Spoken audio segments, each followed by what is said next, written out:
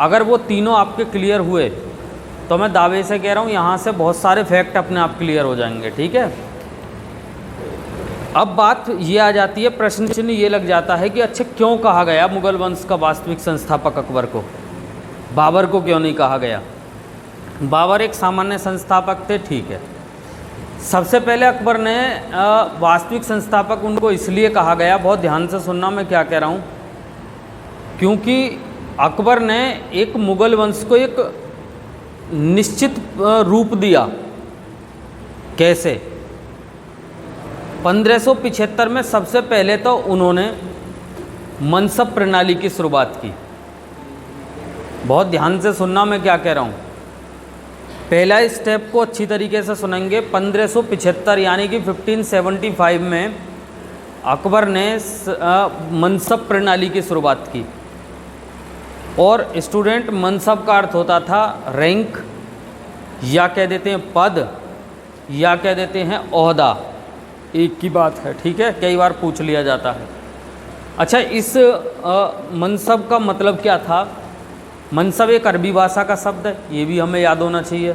ठीक है, और साथ के साथ इसका मतलब था, इसके सहारे अकबर ने क्या किया, जो सैन्य अधिकारी थे उनको भी एक अलग अलग रैंक दिया गया इसके तहत। जो प्रशासनिक अधिकारी थे अपने शासन व्यवस्था के दौरान उनको भी अलग अलग रैंक दिया गया, यानी कि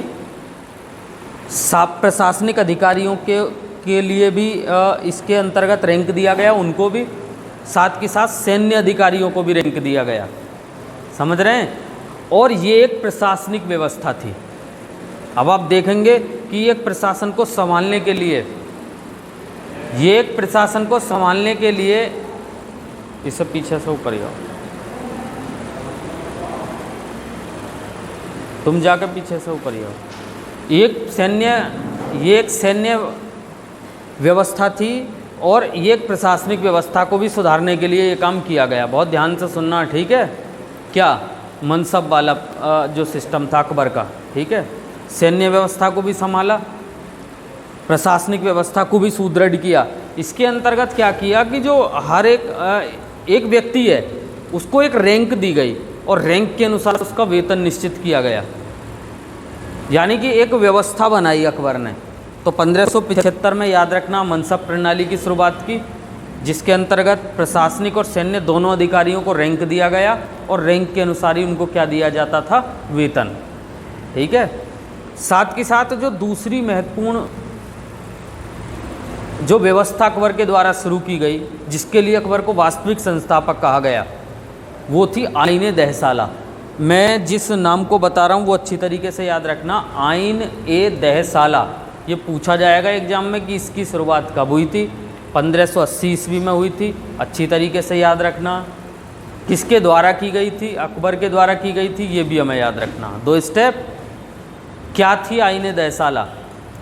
ये जो टोडरमल थे, नाम सुना होगा टोडरमल, उनके दिमाग की उपज थी ये, कि यानी कि ये चीज़ ऐसे होनी चाहिए, इसीलिए इसे टोडरमल बंदोबस्त भी कहा जाता है। बहुत अच्छी तरीके से याद रखना।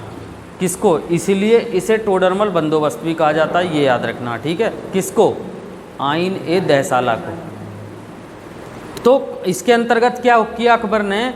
इसके अंतर्गत तो जो पिछले 10 साल के अलग अलग फसलों के औसत निकाले गए, पिछले 10 साल के अलग अलग फसलों के औसत निकाले गए और उसका एक राजस्व तय किया गया, औसत निकालकर 33%। कितना? 33% उसे टैक्स के रूप में देना होता था, राज्य को टैक्स के रूप में देना होता था। और साथ के साथ याद रखना है कि वो जो टैक्स देना होता था वो नगद रूप में दिया जाता था, ये भी हमें याद होना चाहिए। क्लियर? अब आपके दिमाग में एक बात बिल्कुल मेरे हिसाब से स्पष्ट हो गई होगी कि ये जो व्यवस्था शुरू की थी ये किस लिए, ये जो दूसरा स्टेप है ये भू राजस्व सुधारने के लिए एक व्यवस्था शुरू की थी अकबर ने। समझ रहे हैं?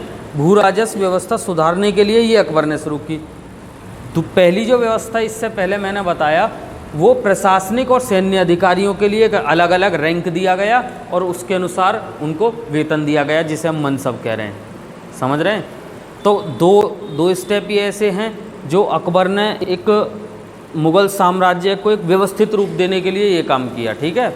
तीसरा महत्वपूर्ण स्टेप सन 1580 में ही, इसे भी याद रखेंगे, 1580 में ही अकबर ने संपूर्ण साम्राज्य जो मुगल साम्राज्य था उसका 12 प्रांतों में सर्वप्रथम विभाजन किया। ये सवाल एग्जाम में सीधा पूछा जाएगा कभी, याद रखें, क्योंकि पेट का भी आगे एग्जाम आ रहा, तैयार रहना है। वो एग्जाम में पूछेगा कि सर्वप्रथम किस मुगल बादशाह ने साम्राज्य का विभाजन किया था प्रांतों में? अकबर। कितने प्रांतों में किया था? 12 प्रांतों में, ये भी हमें याद रखना है। और कब किया था? 1580 में, ये भी हमें याद रखना। तो ये स्टेप वाइज स्टेप तीनों व्यवस्था जो अकबर के द्वारा लागू की गई, मनसब प्रणाली 1575, आईने देसाला 1580, संपूर्ण मुगल साम्राज्य का विभाजन 12 प्रांतों में 1580, एक के बाद एक स्टेप ये ऐसे थे जिससे कि पूरा जो मुगल साम्राज्य था, जिसे हुमायूं और बाबर एक व्यवस्थित रूप नहीं दे पाए। इनसे पहले, अकबर से पहले जो बाबर और हुमायूं थे वो एक व्यवस्थित रूप नहीं दे पाए। संपूर्ण मुगल साम्राज्य को व्यवस्थित रूप देने का कार्य अगर किसी शासक ने किया तो उसका नाम था अकबर। और इसी कारण अकबर को इन्हीं कार्यों को देखते हुए क्या कहा गया? मुगल वंश का वास्तविक संस्थापक। अब आपके समझ में आ जाना चाहिए कि क्यों मुगल वंश का वास्तविक संस्थापक अकबर को कहा जाता है। ये सवाल बिल्कुल एकदम स्पष्ट हो जाना चाहिए, एकदम लास्ट लेवल तक भी। अगर आपसे कोई फाइनली इंटरव्यू में भी ये सवाल करे ना कि क्यों मुगल वंश का वास्तविक संस्थापक अकबर को कहा जाता है, तो उसका ये फाइनली जवाब भी है। ठीक है। तो मुगल वंश का वास्तविक संस्थापक अकबर हैं, याद रखना है। और उनको किस इतिहास